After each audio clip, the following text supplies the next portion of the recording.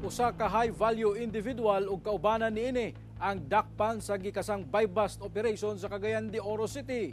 Kapin 300,000 pesos nga kantidad sa ilegal nga droga ang nakuha gikan sa mga sospek. Ani ang report ni Cyril Chavez. Dakpan sa gihimong bypass operation sa City Drug Enforcement Unit ilawom sa Cagayan de Oro City Police.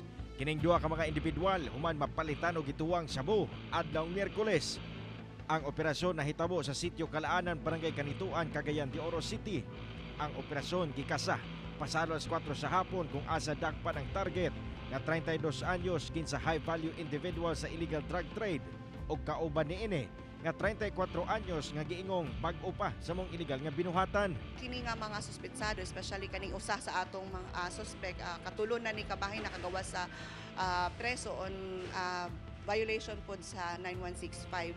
Notado na kini. Nakuha gikan sa mga sospek ang sachet sa gituwang shabu, bypass money o gana sa kapin 55 gramo sa shabu nga mobalor sa 374,000 pesos og mga illegal paraphernalia og cellphone.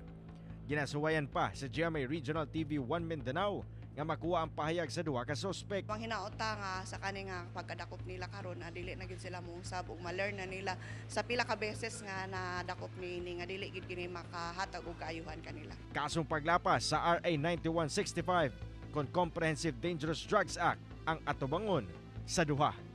Kauban si Jaybert Pairan, Cyril Chavez, 1 Mindanao.